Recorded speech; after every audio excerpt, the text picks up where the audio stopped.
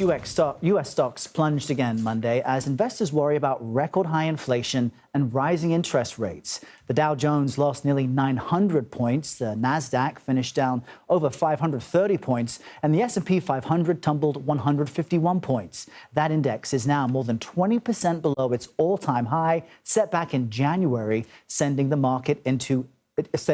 this into bear market territory for the first time since 2020. And there are mounting fears the economy could slip into a recession now after last week's Consumer Price Index report. High inflation continuing to take its toll on consumers around the nation. Our Elaine Quijano brings us more from New York City. The closing bell saved the markets from tumbling further. The S&P 500 led the decline today, falling to its lowest point this year, with investors coming to terms with consumer prices rising at their fastest pace in 40 years. CBS News business analyst Jill Schlesinger. So when the investment community kind of took stock of things over the weekend, I think there was this fear that, in fact, higher prices and rising interest rates are going to keep eating into corporate profits, and the consumers are not going to be able to maintain their current level of spending. The drop is the latest in a string of downturns for the markets. Tech companies took the brunt. Amazon lost $60 billion in market value. Apple more than $85 billion, pulling the Nasdaq deeper into bear market territory. The volatility is a hit to people's 401ks, while inflation is also pummeling consumers. Average gas prices are topping $5 a gallon nationwide, according to AAA. It's outrageous. It just cost me $30 to fill up, and now see where it's at now. It's at 55. And at the grocery store, food prices are up 10%. Adding to the uncertainty is just how aggressive the Federal Reserve will be in trying to cool the white-hot cost of living. More economists are expecting a bigger move, 3/4 of a point, the biggest interest rate hike since 1994. The Fed, of course, has raised rates, but they've done so in anticipation of the economy heating up, not once the economy has already heated up. And this is a big difference. Despite the volatility, financial advisors say market downturns and reacting to them is not a long-term strategy. They say, however, now is a good time to make sure that your investments are diverse. And if you are close to retirement, Errol, they say that this might be a time to consider working a bit longer to build up your savings, like your 401k. All right, sound advice. Elaine Quijano, thank you. For more on all of this, I'm joined by Akiko Fujita. She's an anchor and reporter for Yahoo Finance. Thanks for coming in and joining us here today, Akiko. Picking up where Elaine just left off, what do the rest of us make of these market trends we're seeing? Is it the type of thing we need to react to, or should we all take a minute to kind of gather the data and assess where the economy is? Yeah, I mean, the number one advice here is don't panic.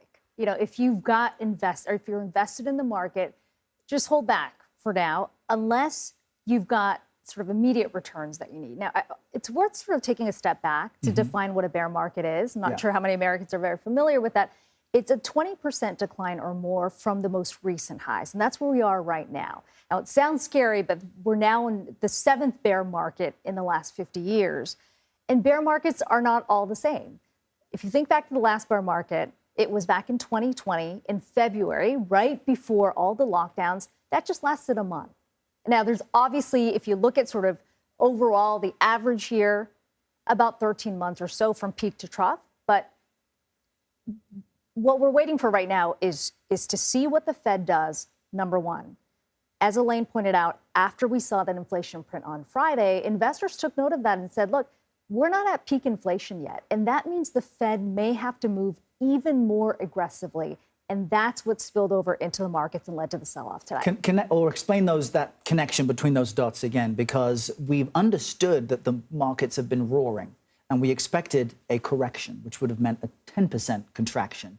Now with this data saying inflation pressures are increasing, the price of everything is up on Friday, what new data point does that give us to kind of give investors a sense that maybe interest rates will be up higher later this year? Yeah, so if you look at the Fed, obviously it's not just the consumer price index that came out on Friday. They look at a swath of data to say, where is the economy right now? We have heard from Fed Chair Jay Powell, who kind of consistently said, we're only looking at a 50 basis point hike. That's about half a percentage point. So if you look at the last hike, 50 basis points, going into Wednesday, the expectation is that it's going to be another 50 basis points. Now, if you look at the inflation print that came out on Friday, coming in higher than what investors were expecting, now the question becomes, does the Fed need to move even more aggressively to rein in inflation? And that raises the question of whether, in fact, the Fed moves more aggressively. Does that mean not a soft landing, but a hard landing, which essentially means higher rates leading to a recession? And some of what we're seeing is that investors are moving their money into tangible, valuable things and out of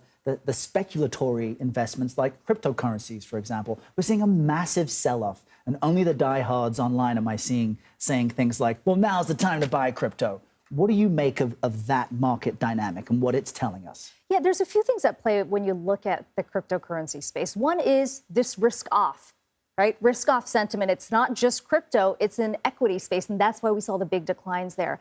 At the same time, there are real questions about systemic issues that are within crypto. Now, today, specifically, it was about crypto lending platform Celsius preventing withdrawals for investors. And this is, of course, a platform that allows investors to earn yield on crypto holdings. And the concern is that if they're saying you can't withdraw your money, it is on the verge of collapse. Now, that comes weeks after we saw the collapse of another stablecoin, Terra USD. So there's a number of issues that have come together that raises the question of whether there is a contagion effect waiting to happen. We haven't seen that just yet, but you combine that with concerns about the macroeconomic picture and the risk-off sentiment, that's led to significant declines. So keep paying attention, stay protected, don't panic. Don't panic. All right, Akiko Fujita, thank you very much for coming in today.